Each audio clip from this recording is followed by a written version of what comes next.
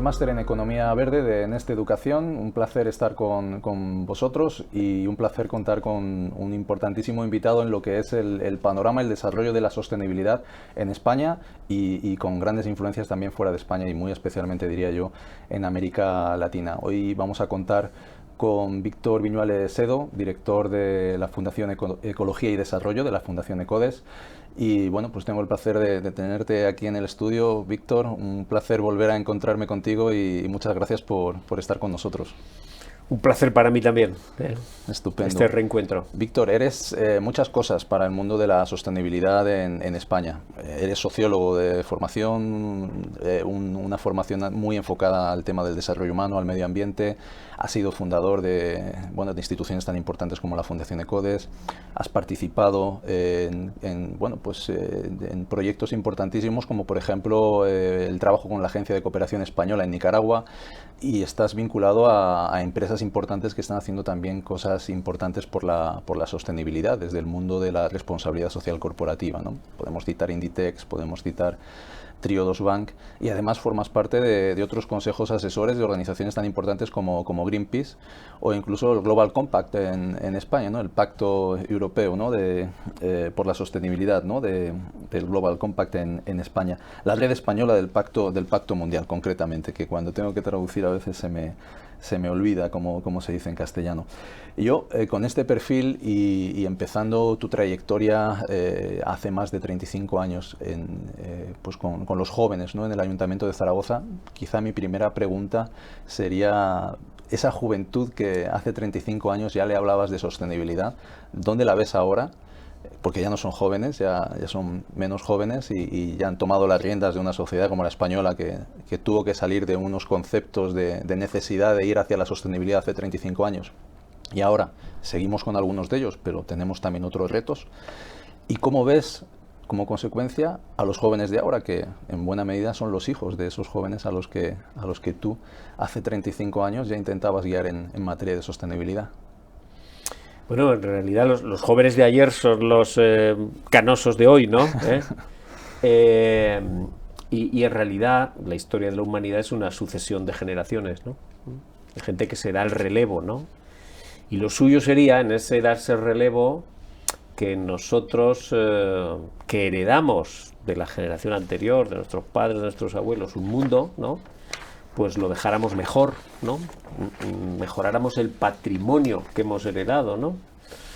Que no está pasando así, porque nuestra generación, la de las canas, la que era joven hace 30 años, somos responsables de en esos 30 años, que es desde la cumbre de Río del 92 hasta ahora prácticamente, hemos emitido la mitad de los gases de efecto invernadero que se han emitido en el mundo desde la revolución industrial. Y subrayo esto porque en realidad en estos 30 años, a partir de la cumbre de Río, ya sabíamos lo que estaba pasando y ya sabíamos lo que había que hacer y ya sabíamos lo que pasaría si no hacíamos lo que teníamos que hacer, ¿no? Entonces yo creo que los jóvenes, que éramos jóvenes hace 35 años, hemos fallado y ahora tendríamos que corresponsabilizarnos de la solución. Y ahí los jóvenes de ahora manifiestan en muchas ocasiones una indignación, ¿no?, con el futuro que les estamos preparando, porque en realidad lo que hemos hecho la generación actual, las de las canas, ¿no?, es robarles el futuro a nuestros hijos, dicho a lo gordo y a lo fuerte, pero en el fondo es verdad. ¿Por qué? Porque bueno, no van a tener el clima que tuvimos nosotros, ¿no? No van a tener la biosfera que tuvimos nosotros, no van a tener el océano que tuvimos nosotros, y lo van a tener peor, con más catástrofes atmosféricas, ¿no? Entonces yo creo que una de las grandes injusticias de la sostenibilidad y del cambio climático tiene que ver con la injusticia intergeneracional. Pero si ves la sostenibilidad como, yo muchas veces digo, más que como un banco de 3 patas, como un triciclo de 3 ruedas, ¿no? Porque al final la sostenibilidad no deja de ser algo que está en movimiento, ¿no? No podemos tener una foto estática de hacia dónde o en qué momento hemos alcanzado la sostenibilidad. Pero entonces, ¿tú dónde verías que hay más palos en las ruedas? Digamos, en la pata más de acción política, de gestión política, de gestión de los recursos públicos y de alinear lo que tenemos que hacer hacia esa sostenibilidad. En la pata de la tecnología, ¿nos falta tecnología realmente para el cambio? ¿O quizá la sociedad, como tercera pata, todavía necesita un poquito más de impulso, de entender, de educarse, de implicarse en acelerar en las otras 2 ruedas? ¿Dónde crees que hay más freno o incluso palos en las ruedas? Pero tenemos problemas en las 3, ¿no? Pero fíjate, yo creo que donde tenemos quizá menos problemas es en el campo tecnológico, porque en buena medida ya están a nuestro alcance las tecnologías que habría que emplear. Donde desde el punto de vista tenemos más problemas es que frente a la convicción de que estamos en una emergencia climática, lo aprobó así el Parlamento Europeo, lo aprobó así el Parlamento Español, lo que no estamos es reaccionando ante esa emergencia climática con la proporcionalidad que una emergencia impone. Cuando estuvimos en emergencia pandémica, hace muy poquito, con la COVID, ¿no? Tomamos medidas proporcionales y salió el presidente del gobierno en España y muchos otros presidentes del gobierno dijeron: mañana se cierran los establecimientos no esenciales, los esenciales están en el BOE y son estos y estos y estos, y los no esenciales, ¿no? Actuamos de forma proporcionada a la emergencia, ¿no? Sin embargo, aquí declaramos la emergencia climática, pero luego no estamos, más o menos seguimos actuando como ayer y como antes de ayer. Entonces yo creo que eso falta, ¿no? Pero fíjate, Víctor, hoy uno de los datos importantes, o sea, que queda clarísimo, ¿no? Lo que estás diciendo, nos falta todavía, decías, la tecnología. Hoy, por ejemplo, el precio de la energía está por los suelos, ¿no? Gracias al viento y a la lluvia que estamos teniendo a lo largo del otoño. Como bien dices, ¿no? Hay esperanza porque la tecnología sí que está dispuesta, ¿no? Y en ese sentido, ¿dónde crees entonces que tenemos realmente que actuar? Tú hace poco mandabais una carta desde CODES, ¿no? a vuestros socios, a vuestros grupos de interés, y apuntabais una serie de puntos donde se podía actuar en economía verde. Esa parte económica está ahí, es decir, hay actuaciones claras que se pueden acometer, pero realmente lamentabas, ¿no? Al inicio, es decir, pero vamos tarde y estamos dejando un planeta que todavía bueno, no corresponde a la generación que viene, es decir, no tendríamos que dejárselo así. ¿Qué nos pasa entonces? ¿Qué estamos dejando? Bueno, estamos en transición, o sea, estamos en transición. Lo que ocurre es que no con la velocidad de vida, que tenemos que acelerar el ritmo. Pondré datos, es decir, la Unión Europea ha dicho, se ha comprometido a decir, no, yo quiero reducir mis emisiones un 57% para el año 2030. Eso es bastante. Eso implica una acción decidida de los poderes públicos, ¿no? Con las normativas adecuadas y las prioridades políticas adecuadas. Eso implica cambios tecnológicos relevantes, ¿no? Las calderas de gas, cambiar la movilidad, aislar las viviendas, que es decir, implica cambiar muchas cosas, ¿no? Y necesitamos también cambios culturales, ¿no? Seguramente los ciudadanos tendríamos que pensarnos, ¿tiene sentido que estemos enganchados al consumismo en buena medida bastante estúpido? Pues a lo mejor no tanto, ¿no? Deberíamos a lo mejor cambiar nuestro estilo de vida, pues también, ¿no? Entonces yo creo que tenemos que la transición se está dando, pero que no con la velocidad de vida, y tenemos problemas en los 3 frentes. En el frente político, porque muchas veces los gobiernos, por el cortoplacismo electoral, no hacen lo que deberían hacer. Y estamos procrastinando y aplazando decisiones, ¿vale? En el frente tecnológico empresarial, seguramente, desde mi punto de vista, ahí se están dando cambios más profundos, ¿no? En el mundo financiero, que tiene claro que si concede préstamos a aquellas empresas que estaban eran buenas para el mundo de ayer, pero no para el mundo de mañana, está arriesgando su dinero estúpidamente, ¿no? Y donde tenemos también un serio problema es en el cambio cultural, ¿no? Pero se está produciendo esa aceleración, necesitamos esas tres transiciones, una transición normativa, una transición tecnológica y una transición cultural, ¿no? Y yo creo que cada vez hay más empresas que están caminando en esa dirección, porque yo creo que se han dado cuenta que antes, por así decirlo, la sostenibilidad era cosa de gente alternativa, y ahora la sostenibilidad es la alternativa. Fuera de una empresa sostenible no hay salvación, no tendrá futuro. Puede tener mucho pasado, pero no tendrá futuro. Por tanto, lo que están haciendo ya cada vez más empresas es reorientar su modelo de negocio, porque tenemos que afrontar como civilización un gran desafío. Y el gran desafío es la economía que hemos mantenido durante las últimas décadas está librando, y lo dijo el secretario general de Naciones Unidas, una guerra suicida contra la naturaleza. Y en esa guerra suicida contra la naturaleza, efectivamente, una de las víctimas es la naturaleza. Pero nosotros también, porque dependemos de la naturaleza. Somos naturaleza. Necesitamos aire limpio que respirar, necesitamos agua buena que beber, necesitamos alimentos para comer. Es decir, sin eso, la salud del planeta y nuestra salud están inextricablemente vinculadas. O sea, no podemos sobrevivir en un planeta enfermo, no podemos estar sanos en un planeta enfermo, ¿no? Y no hay economía, además, sin ecología no hay una economía, claro, que se sustente, ¿no? Hay frases que leo de ti, Víctor, en entrevistas y algunas veces hablando contigo. Hay una que me gustó, que dices que las empresas ya no son negacionistas, ahora como muchos son retardistas. Pero es verdad, hemos dado ese salto, tú tienes esa percepción, es decir, ya nadie niega que hay un problema de cambio climático, ya nadie niega que hay un problema de biodiversidad. Cuesta mover una multinacional, una gran empresa, una mediana empresa y posiblemente mucho más una pequeña empresa que tiene otras prioridades o le aprieta el zapato por otros sitios. Pero ¿crees que efectivamente estamos, como antes decías, en esa transición también a ese nivel? Las empresas ya no ponen en duda que tienen que moverse definitivamente. ¿Cuál es tu experiencia con...?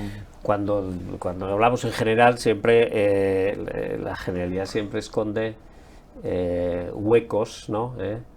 Pero sí que yo diría que en general ni siquiera las empresas que se resisten cuestionan que el futuro va por allí, Lo que dicen es, pero no tan rápido. Quiero decir, esas empresas automovilísticas que dicen que se resisten a que en Europa se dejen de vender motores de combustión en el año 2035, no dicen, no, es que la solución no va por ahí. No dicen eso. Lo que dicen es un poco más lento. Incluso las empresas de combustibles fósiles dicen que quieren ser neutros en carbono para el año 2050. No dicen que el mundo no deba ir por ahí. Dicen que tiene que ir por ahí. Otra cosa es que se resisten y que retrasan las decisiones y dicen no tan rápido, ¿no? O sea que en ese sentido, efectivamente, el nuevo negacionismo hoy es no negar lo evidente, porque ya no se puede negar, sino cuestionar la rapidez, ¿no? Como en parte ha hecho hace poco el primer ministro en el Reino Unido, Sunak, ¿no? Pero en el fondo, todo el mundo que atiende a los hechos, que es lo básico, ¿no? Para trabajar en una empresa, no hay empresa que funcione si no atiende a los hechos. Entonces los hechos hoy son muy claros. Estamos en un cambio climático y tenemos que adaptarnos a ese cambio climático y tenemos que afrontar ese cambio climático, ¿no? Lo que pasa es que aun siendo retardista y procrastinando un poco, tenemos el gran riesgo de no llegar. Es decir, que realmente puede ser un paso el que las empresas ya no sean negacionistas y que se planteen dame más tiempo para hacer, pero la urgencia es que no podemos tampoco dormirnos en el limbo. Es decir, una vez que ya tienes el compromiso y tienes claro que efectivamente hay que hacer relativamente rápido, ¿no? Porque efectivamente la temperatura sube, los glaciares desaparecen y la biodiversidad, ¿no? Que es la otra cara de la moneda del cambio climático, desaparece, ¿no? Entonces, ahí donde crees que tenemos tareas que hacer desde distintos sectores, desde las ONGs, desde las, por ejemplo, el mundo académico, las escuelas de negocio, desde el mundo político. Es decir, ¿dónde crees que tendríamos ahora ya que incidir en esa aceleración? ¿Incentivos fiscales, nuevas normativas? ¿Dónde? Claro, ahí yo el otro día que hacía una relación un poco de empresas que se están moviendo y llegaba a la conclusión de que en realidad hay tres más uno grandes fuerzas motrices que explican ese cambio, ¿no? Hay gente que se mueve porque dice, uy, va a haber nueva regulación y me van a sacar del mercado, ¿no? Si tú eres el CEO de una empresa automovilística y lees que la Unión Europea va a prohibir la venta de motores de vehículos con motor de combustión, automóviles, a partir del año 2035, pues tienes que, bueno, pues cambio, ¿no? Porque si no, me van a sacar del mercado, van a acabar con mi modelo de negocio. Si tú eres una empresa que fabrica bolsas de plástico convencional, pues dices, uy, tengo que, ¿no? Quiere decir que un factor para cambiar, ¿no?, es el temor. El temor a que una regulación nueva, eso está pasando, te saque del mercado. O, por ejemplo, Nestlé, hace poco, se comprometió, creo que era para el año 2025, a que no vendería ninguno de sus productos que estuviera fabricado con huevos que procedieran de gallinas en jaula. Bueno, pues si tú eres un avicultor que está produciendo huevos en gallinas en jaula, pues deberías preocuparte, ¿no? Entonces yo creo que un factor que explica el creciente movimiento de las empresas en clave de sostenibilidad es el temor. Otro factor es el interés económico, ¿no? Ese empresario que oye que en los fondos Next Generation, 140.000 millones de euros para España, 700 y pico mil para el conjunto de la Unión Europea, que una parte fundamental de esos fondos tiene que tener una finalidad en clave de sostenibilidad y el resto también no dañar. Es decir, entonces dices, uy, va a haber mucho dinero público en esta dirección, si yo no voy en esta dirección me voy a quedar sin posibilidad de acceder a esos fondos.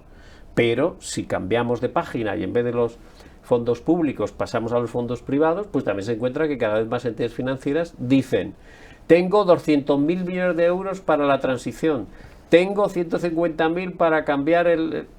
¿no? Entonces, si tú eres una empresa razonable, ¿no?, e interesada por tus beneficios, pues llegarás a la conclusión de que tienes que moverte en esa dirección, ¿no? Y yo creo que hay otro factor también cada vez creciente, que es la propia convicción. Cada vez más empresarios, más accionistas, más trabajadores de las empresas que creen que no es razonable hacer negocios dañando la sostenibilidad del planeta. Y además, las empresas que así lo hacen, su futuro está amenazado, ¿no? Entonces yo creo que esos son tres grandes factores, a los cuales se añade un cuarto, con una fuerza enorme, y son los hechos. Si tú eres un agricultor, ¿no?, y ves que un año sí y otro también hay una sequía que te arruina la cosecha, pues tendrás que plantearte cambiar o retirarte de profesión, ¿no? Y si tú eres un empresario de la construcción, ¿no?, y ves que en los veranos se alcanzan temperaturas en España, en muchas ciudades, de 42 grados durante bastantes días, pues te darás cuenta, en clave de oportunidad, que una oportunidad económica para tu empresa es aislar las viviendas que en su momento construiste, ¿no? Porque esa necesidad está y muchas familias van a reclamar en esa dirección. O sea, hay que decir que yo creo que esas son las 3 más 1 fuerzas que están empujando, y todas empujan en la misma dirección, en la dirección de que sí o sí hay que utilizar el poder de los negocios para resolver, para afrontar los problemas de la humanidad, que en este momento no hay otro más gordo que resolver la encrucijada climática, y además hay una oportunidad de negocio y también hay un riesgo para las empresas que no lo hagan. No hemos hablado de demografía en todo este tema, aunque va implícito en cada una de las cosas que estás apuntando. Es decir, al final hablabas de consumo, y ese consumo exacerbado pues nos lleva a que, lógicamente, no llegamos a darle al planeta respiro, a recuperar los recursos que quitamos. Todo eso en un escenario que nos lleva a 10.000 millones de habitantes en nada, a mitad de siglo. Y con una diferencia todavía económica entre países ricos y pobres muy importante. Y diferencia económica, diferencias políticas, diferencias en los modelos de organización de cada país. Unos democracias, otros democracias de aquella manera, otros pues dictaduras. Y en medio de todo eso está ese comercio internacional, ¿no? ¿Cómo realmente podríamos esperar y trabajar para que ese comercio internacional sea también motor de ese cambio, para que no solamente sea, digamos, el primer mundo, los países desarrollados, la Unión Europea, quien, por supuesto, seamos palanca, pero realmente tiremos claramente también de los países en desarrollo, que en muchas ocasiones pues tienen una capacidad económica muy grande y muchísima más población que va a subir. Antes hablamos de la justicia intergeneracional entre generaciones, ¿no? Pero hay otra injusticia también enorme que es la intrageneracional, ¿no? Dentro de esta propia generación, ¿no? Pondré un ejemplo. Hace creo que 3 otoños, ¿no? En Honduras, en la zona del Caribe, hubo un huracán que se llamaba ETA, que asoló la costa del Caribe de Honduras, ¿no? También otros países, ¿no? En esa misma zona, 15 días después, repito, 15 días después, el huracán Iota volvió a asolar esa zona. ¿Y qué ocurrió? Pues que 9.000 familias, entre ellas la familia Vázquez, ¿no? Pues emigraron a Estados Unidos, ¿no? Atravesando México con esas caravanas que hay, ¿no? El padre de la familia Vázquez mandó a sus 2 hijos, uno creo que tenía 17 años y otro 19, en fin, muy jóvenes, ¿no? Con una hermana que tenía trabajando ilegalmente en California, ¿no? Claro, cuando yo vi esto y vi las cifras en las de emisiones per cápita de Honduras, que están más o menos en torno a 1 tonelada, ¿no? En Estados Unidos están en torno a 16 toneladas, ¿no? Entonces, gente, en este caso Honduras, que no ha participado nada, prácticamente nada, en la generación del problema del cambio climático, está sufriendo gravísimamente las consecuencias del cambio climático, y es normal que estén muy enfadados con quienes lo hemos generado, fundamentalmente Estados Unidos, Europa, ahora China también, ¿no? Y que sufrimos también las consecuencias, pero lo hemos generado, somos corresponsables en su generación. Entonces, yo creo que ese asunto, el asunto de la injusticia intrageneracional, es un gran asunto que tiene diferencias notables entre países y luego dentro de cada país. Yo hablaba de que en Honduras 1 tonelada per cápita, pero el avión, el jet privado de Taylor Swift, emitió el año pasado más de 4.000 toneladas, él solito. Quiero decir que estamos ante injusticias gravísimas y tenemos que encontrar un modelo de desarrollo que posiblemente quiera decir que nosotros tenemos que repensar nuestro consumo para que en otras partes puedan desarrollarse, porque están en unas situaciones muy complicadas, ¿no? Entonces, esta desigualdad enorme trae como consecuencia migraciones, millones de personas se están moviendo y se van a mover más. En el Sahel está pasando, ¿no? Porque cuando uno ya no tiene ninguna esperanza de vida digna en su territorio, pues se mueve, como hemos hecho nosotros en España hace tiempo, ¿no? Entonces es normal, y ese es un gran temazo que tenemos que resolver, porque el cambio climático, estamos hablando de un bien común que es una atmósfera única, solo tenemos una atmósfera, solo tenemos un océano, y entre todos tendríamos que estar cooperando para afrontar este problema común. Problema que todavía tenemos muchos enfrentamientos entre nosotros mismos, ¿no? Guerras, todo tipo de conflictos religiosos, políticos, cuando tendríamos que estar, como dice el objetivo 17 de los ODS, ¿no? Cooperando y en alianzas para alcanzar este objetivo compartido. Sí, da la sensación como que no estamos centrados en lo que nos afecta realmente a todos, ¿no? Al común denominador de todos, que es en este caso el cambio climático, la destrucción de la biodiversidad, ¿no? Es lo que nos es común a toda la humanidad, y estamos más centrados en cada problema, casi, si no personal, pues del pequeño país o de la pequeña sociedad, ¿no? Que quiere resolver lo suyo exclusivamente, ¿no? Es una reflexión que verdaderamente, cuando te paras a reflexionar sobre ella, ¿no? Un pensamiento que te paras a reflexionar, y verdaderamente es aterrador, ¿no? Porque es como ver un monstruo que viene, pero nadie hace nada realmente para sumar fuerzas, ¿no? contra ese monstruo. En parte una metáfora de una película reciente, que no recuerdo el nombre, pero era que venía un meteorito, ¿no? Y entonces unos científicos alertaban, que viene el meteorito, y la gente, no, pero bueno, aquí seguimos y tal. Quiero decir que a veces enfrentarse a la verdad con los ojos abiertos, pues es un poco duro, ¿no? Pero si uno tiene un cáncer, pues lo que tiene que hacer es enfrentarse con los ojos abiertos al cáncer. A lo mejor tiene más probabilidades, menos probabilidades, pero como no tiene ninguna, es si no se enfrenta a eso, ¿no? Es decir, efectivamente, este es un problema muy complicado, ¿no? Y esto está generando desesperanza en la gente, en la población, ¿no? Y hemos pasado de gente que no hacía nada frente al cambio climático porque no había cambio climático a gente que no hace nada porque como no es imposible evitarlo, pues no hago nada, ¿no?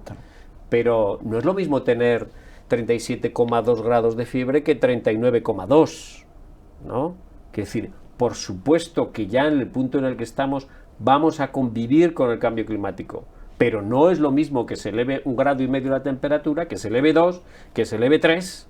Entonces estamos en esa pelea, que es una pelea difícil, sí, pero bueno, ahí tenemos que demostrar esa capacidad, ese talento, ese ingenio, ¿no? Esa creatividad que también podemos desplegar la humanidad. De hecho, en un campo concreto de la sostenibilidad, que es en la capa de ozono, sí que estamos obteniendo victoria y se está reduciendo el agujero de la capa de ozono. Bueno, pues esto que hicimos en el caso concreto de la capa de ozono, globalmente, en todo el planeta, es lo que tenemos que hacer en las dos causas que tú mencionabas muy bien, que es la causa del cambio climático y la pérdida enorme de biodiversidad.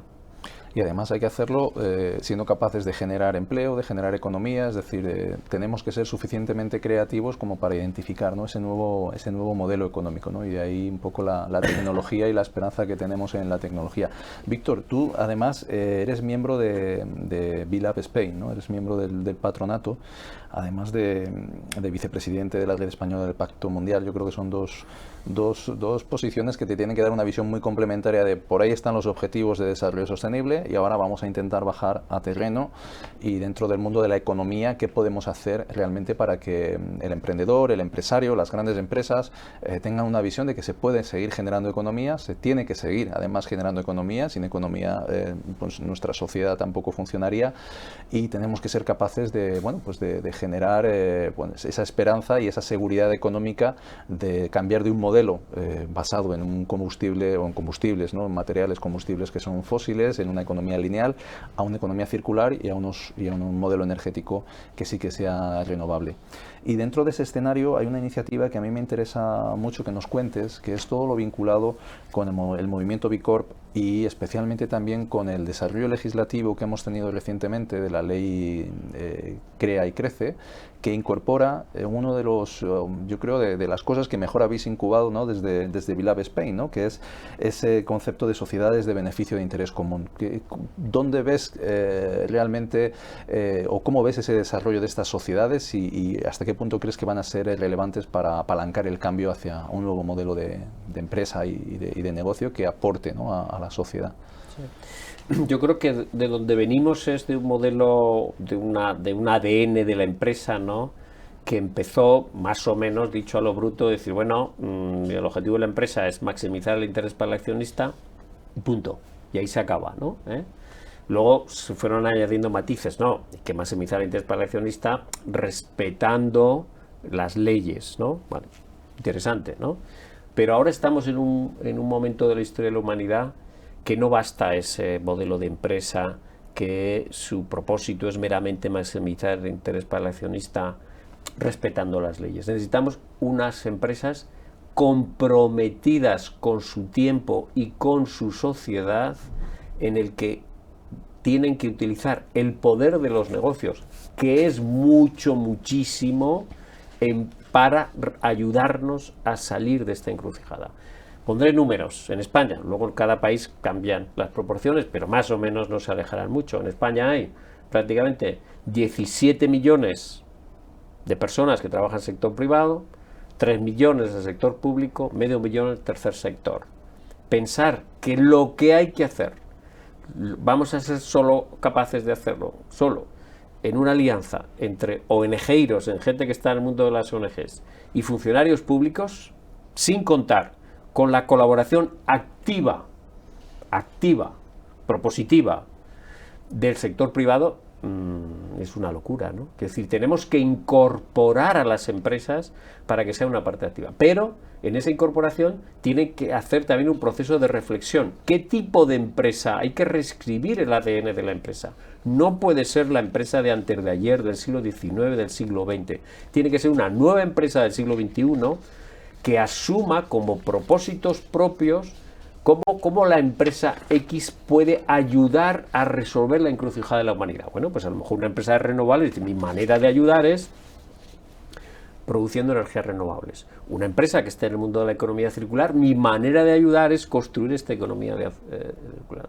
Entonces, ahí es donde necesitamos ese tipo de empresas que son de utilidad pública, por así decirlo, ¿no? Y ahí ese cambio se está produciendo, es el movimiento B Corp, que nace en Estados Unidos, que ya tiene prácticamente más de 8.000 empresas en todo el mundo, grandes y pequeñas, ¿no? Y efectivamente a ese nuevo modelo económico le ha seguido unas regulaciones públicas para incluir bajo un paraguas regulatorio este nuevo modelo de empresa, ¿no? Ocurrió así en Italia, que hay esa regulación, ocurrió en más de 30 estados en Estados Unidos, en Colombia, y ahora, efectivamente, recientemente se creó esta figura que habrá que desarrollar en España de sociedades de interés común, ¿no? Entonces yo creo que será imposible que logremos afrontar este desafío, que en el fondo es construir una economía que al fin haga las paces con el planeta, si no cambiamos el modelo de empresa.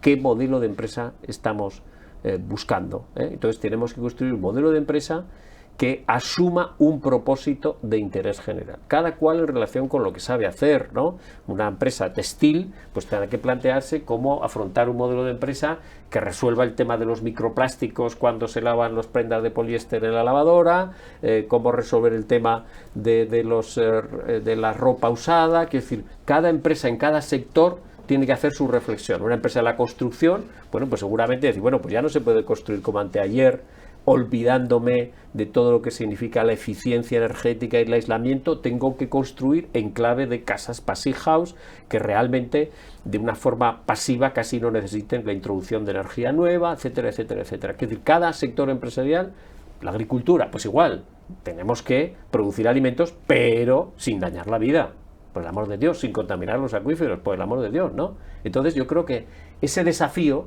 de cómo, que es un desafío también de innovación, de repensarse, y ahí son buenos tanto los cambios incrementales, ¿no? Pero también los cambios disruptivos. Pondré un ejemplo muy cotidiano.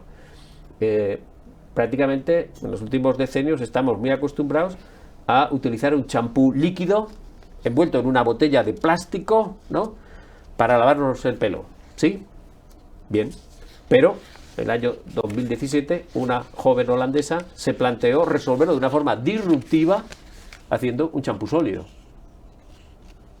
Bueno, este tipo de cambios disruptivos necesitamos en este momento, porque son cambios que con un clic, con verlo de otra manera, resuelven varios, en este caso varios problemas a la vez, ¿no? Y este tipo de cambios, muchas veces más al alcance de las pequeñas empresas que de las grandes, porque cuanto más grande es una empresa, más tiene que conservar, ¿no?, y más difícil le es hacer estos cambios disruptivos, ¿no? Y yo creo que ahí hay una oportunidad para la gente emprendedora, para la gente innovadora, para la gente que ve el mundo empresarial de otra manera a como se veía en el siglo XX. En definitiva, es la cuenta de resultados, pérdidas y ganancias, y la cuenta de capital natural también de tu empresa, ¿no? De alguna manera, ¿no? Hay que empezar a pensar en, bueno, tienes tus pérdidas y ganancias, tienes que tener tu beneficio, pero en paralelo también tiene que estar ese beneficio social y ambiental. Por supuesto, hay que examinar a las empresas desde ese punto de vista, y de hecho sería inconcebible, ¿no?, por poner un ejemplo, que nosotros fuéramos al mercado a comprar unas fresas ecológicas, ¿no?, pero luego nos enteráramos que estaban recogidas por personas prácticamente en régimen de esclavitud, ¿no? O al revés, ¿no?, que estuvieran con buenos salarios y tal, pero que realmente estuvieran fuertemente contaminadas y dañaran el planeta y a nuestra salud. No, pues ahora, efectivamente, como hemos tardado tanto, tenemos que resolver a la vez la ecuación ambiental, la ecuación económica y la ecuación social. Claro, es una ecuación más complicada, que si hubiéramos hecho las cosas a tiempo, pues tendríamos menos problemas, pero ahora tenemos que resolver ecuaciones más complicadas. Más complejas. Víctor, el cambio, se habla mucho cuando hablamos de la situación del planeta, del cambio climático, ¿no?, como eje principal. A mí me gusta más hablar de cambio global porque creo que están pasando otras cosas, ¿no? Algunas las apuntabas tú anteriormente.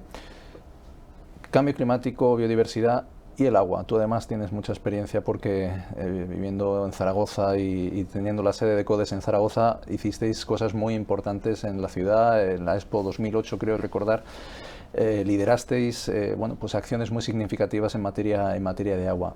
Se venía diciendo desde décadas que el agua iba a ser, ¿no?, el recurso estratégico del futuro, ¿no? Sin agua íbamos a entrar en conflictos, sin agua íbamos a entrar en situaciones de mucha precariedad económica y de desarrollo, ¿no?, y de confrontación social. ¿Dónde estamos con el agua? Es que el cambio climático se expresa sobre todo en relación con el agua o con su ausencia, con sequías cada vez más problemáticas, ¿no?, o con inundaciones cada vez más extremas, ¿no? Sí, seguramente todo el mundo recordamos que hace no tanto en Grecia, después de episodios de incendios tremendos, ¿no?, le siguió un episodio de inundaciones en el que en 48 horas cayeron 800 litros por metro cuadrado. Esto no hay país o zona que lo aguante, 800 litros por metro cuadrado. ¿Qué implicó? Pues una erosión enorme, ¿no? Entonces el cambio climático se expresa en relación con el agua porque se deshiela el polo, porque se deshiela la Atlántida, porque se deshiela la Groenlandia, porque suben los océanos, porque se acidifican los océanos, porque entonces el agua en sus distintas manifestaciones y en su escasez o sequía va a ser el gran tema.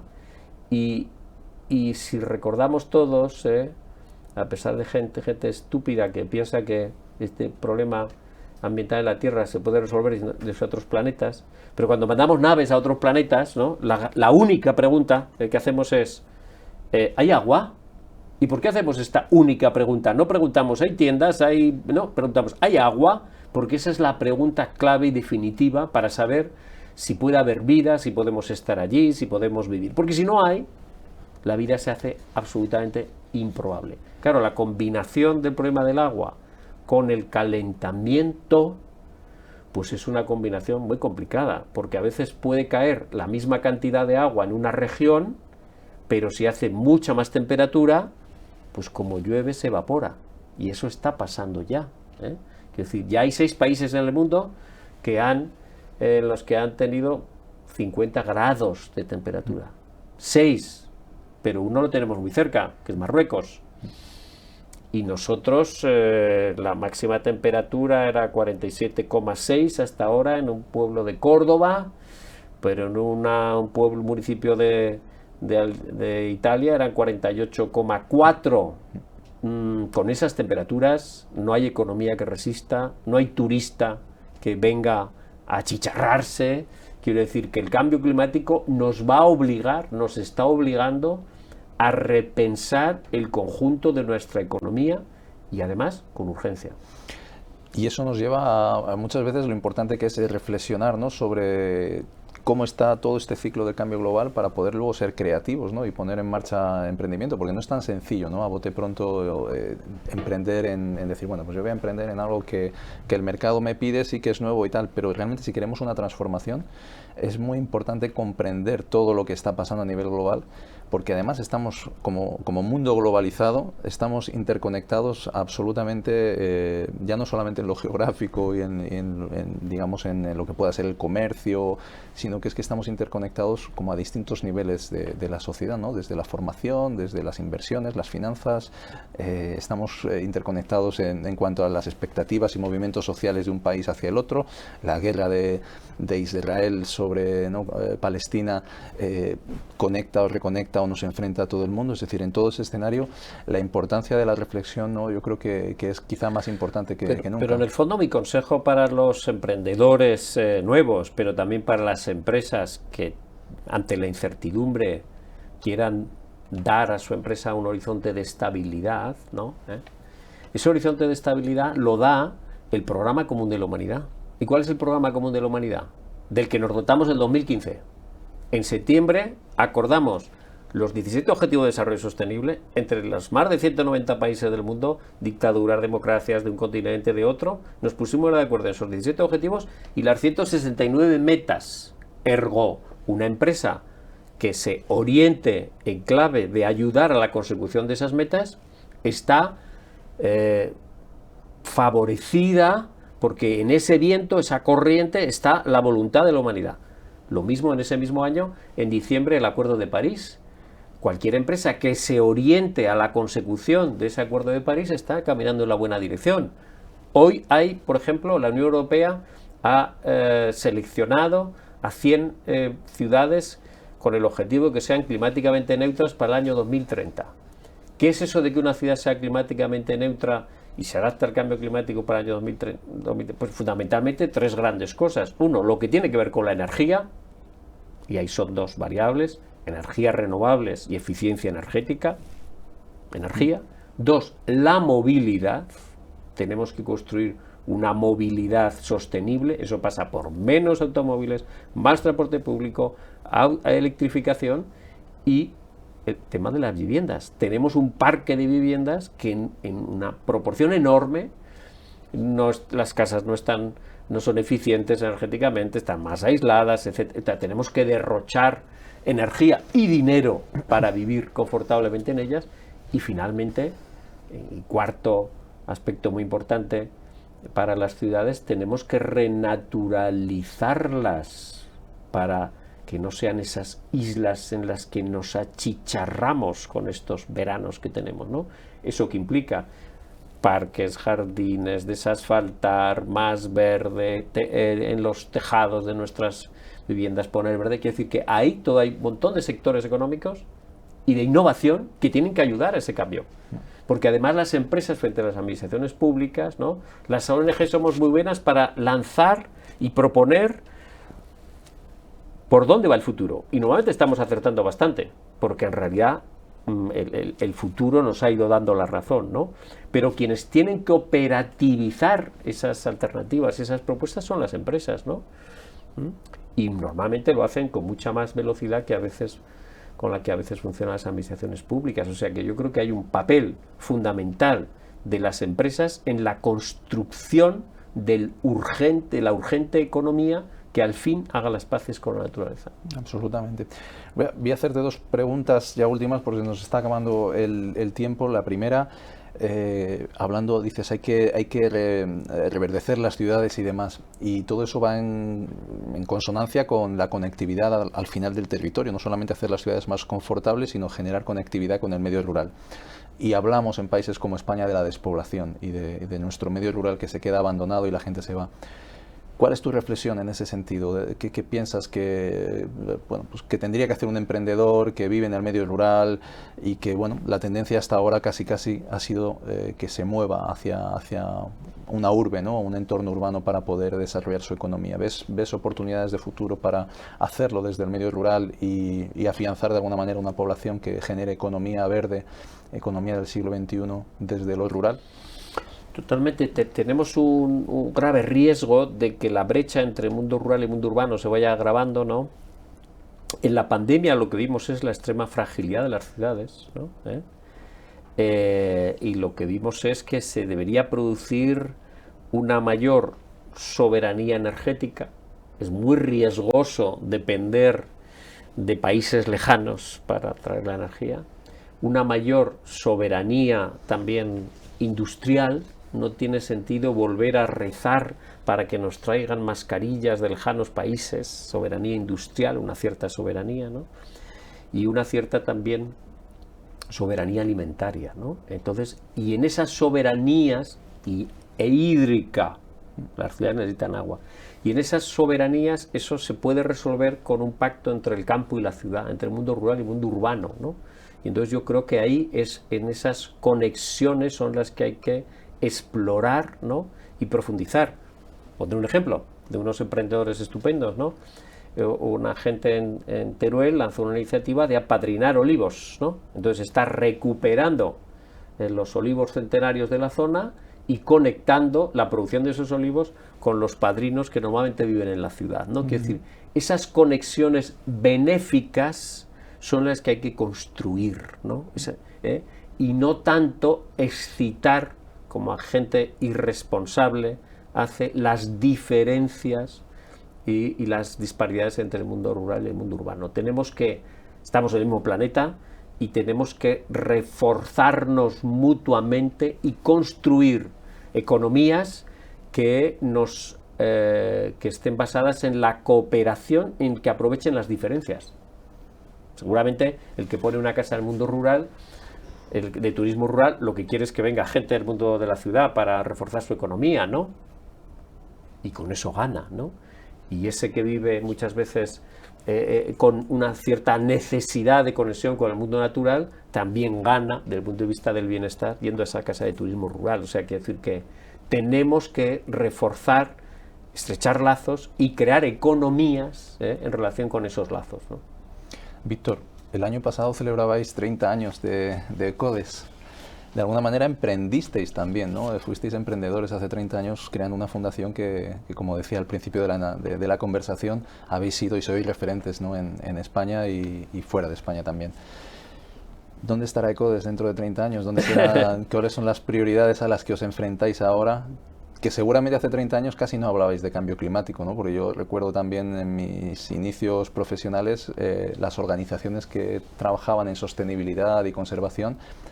Nadie tenía un departamento de lucha contra el cambio climático, era la fauna, eran los bosques, era el agua, pero eso llegó y ahora, bueno, en 30 años tienes una visión de futuro de cuál será el papel de CODES en 30 años. Nosotros queremos ser útiles a nuestro país, a nuestra sociedad, a nuestro planeta, ¿no? Y en ese ser útiles, nuestro foco es contribuir a la implementación del Programa Común de la Humanidad, que esos son los 17 Objetivos de Desarrollo Sostenible y el Acuerdo de París, fundamentalmente. Contribuir entre todos, hay que corresponsablemente en los pueblos rurales de España se dice, la calle estaría limpia si cada cual barría su trozo de acera, ¿no? Bueno, pues se trata esto de corresponsablemente, entonces nosotros queremos contribuir y nuestra misión, y yo creo que se va a mantener, porque yo creo que tiene mucho sentido, es buscar cómplices para construir alianzas, para acelerar la transición a una economía neutra en carbono, circular, inclusiva y responsable, ¿no? Un signo de esperanza es que cada vez hay más cómplices. Cuando nacimos no había tanta gente, ¿no? Pero ahora cada vez hay más cómplices que están en las administraciones públicas, que están en el mundo de la empresa, que están en las universidades, que están en el mundo de las ONGs, en el mundo de la agricultura. Es decir, esos pioneros, ¿no? Esos emprendedores, esa gente que sabe que este es el momento de construir una nueva economía.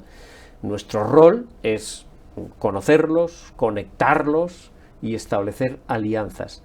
Solos, quien crea que solo él, solo su entidad, solo su empresa, solo la administración pública va a cambiar y va a hacer la transición, o está loco, o está loco, ¿no? Quiero decir, o es un enorme soberbio, ¿no? Nos necesitamos, tenemos un problema tan enorme que solo a través de la cooperación, de la suma, de la multiplicación, nos tenemos que olvidar de la resta y de la división que nos enseñaron en la escuela y focalizarnos en sumar y multiplicar. Y esa es la tarea de este siglo XXI. Y ahí nosotros queremos seguir estando. Estaréis con toda seguridad, y clarísimo el mensaje de la importancia de los ODS y sobre todo el 17, esas alianzas, ¿no? que desde luego o estamos trabajando conjuntamente o va a ser muy complicado. Yo de alguna manera recalcar y agradecer, yo creo, el trabajo. Te he seguido durante muchos años en mi periplo profesional y hemos coincidido alguna vez. Hace poco coincidíamos también en Toledo en un foro. Y la verdad es que como militante de la economía sostenible, pues es un orgullo poder hoy estar aquí contigo y poder de alguna manera reflexionar sobre las cosas que escribes, que dices y todo el proyecto, ¿no?, que supone CODES. Muchísimas gracias, Víctor, por estar aquí con nosotros.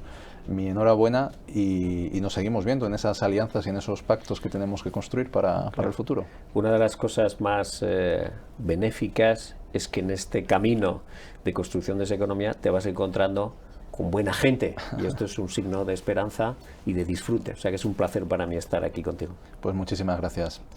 Y bueno, espero que hayáis disfrutado esta conversación con Víctor Viñuales y no dejéis de visitar la página de CODES, de seguir sus proyectos, de seguir sus iniciativas y nos seguimos viendo en el máster. Hasta pronto.